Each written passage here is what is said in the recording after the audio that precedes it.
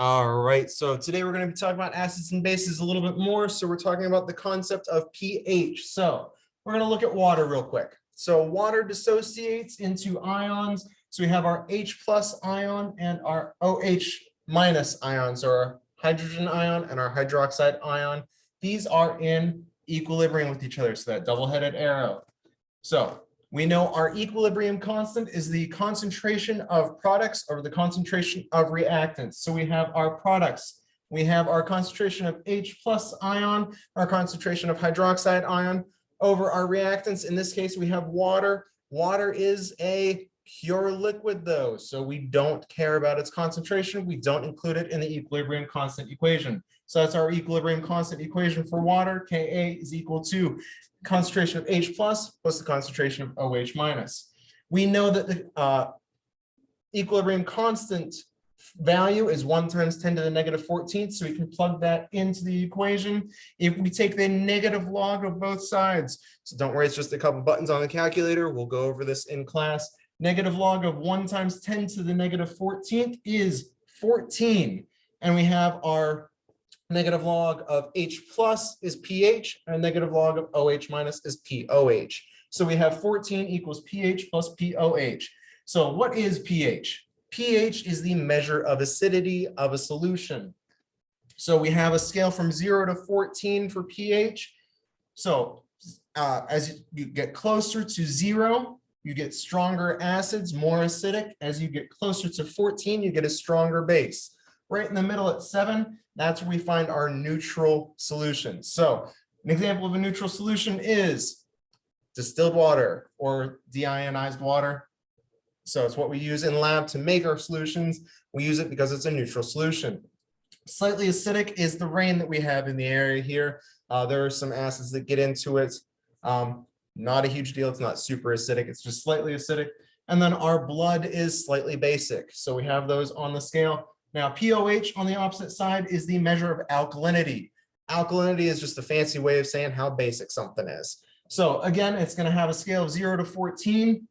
On the opposite end of the spectrum, though, we have our strong bases close to 0 because it's stronger acids. It's a measure of alkalinity. Our stronger acids are going to be closer to 14. Again, we have neutral right in the middle.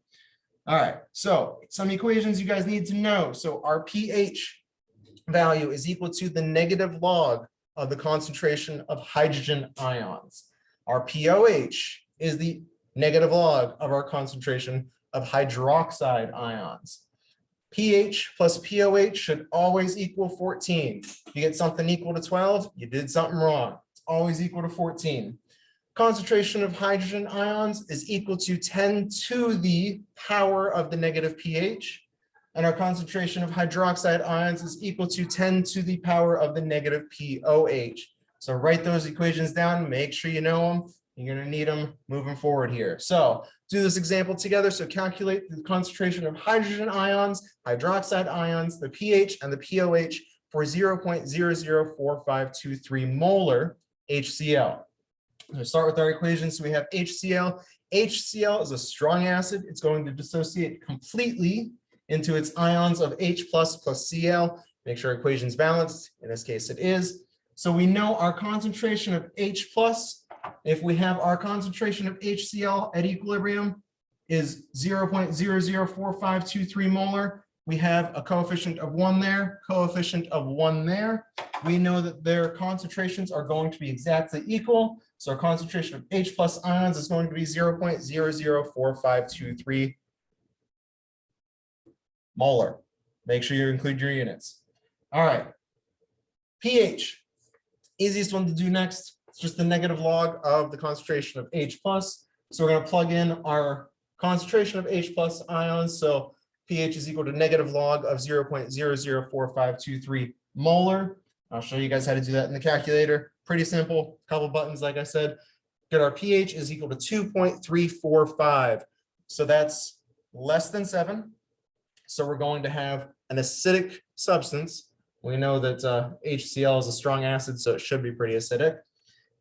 All right, we're going to take our pH value and plug it into our equation for POH. Rearrange that 14 equals POH plus pH. to get POH equals -14 minus pH. Plug that into our equation, get our POH value of 11.655. Again, on that scale, it's higher than 7, so it's more acidic. So you know on that check, you did something right. And then our concentration of OH, or hydroxide ions, is equal to 10 to the negative power of POH. So we plug in 10 to the negative 11.655 into our calculator, and we get a concentration of 2.213 times 10 to the negative 12. I'm not done. I have to put a unit on there because it's concentration of molar. All right, we're going to do this one together in class. So calculates the concentration of hydrogen, hydroxide, pH, and POH of 0.00128 molar sulfuric acid. We're going to do this one in class as well. So copy these down, make sure they're in your notes so I can see them. Find the concentration of H plus ion, OH minus ion, pH and POH of 0.0005092 molar copper 3 hydroxide. Then you guys are going to copy this one down as well. So I need to see 3 blank problems whenever you guys come in. This is the one you're going to work with your partner on. So determine the concentration of hydrogen ion, hydroxide ion, pH and POH of 0.0003129 molar silver hydroxide. We'll talk about what that is and how to find that when we get to class. Guys, take care.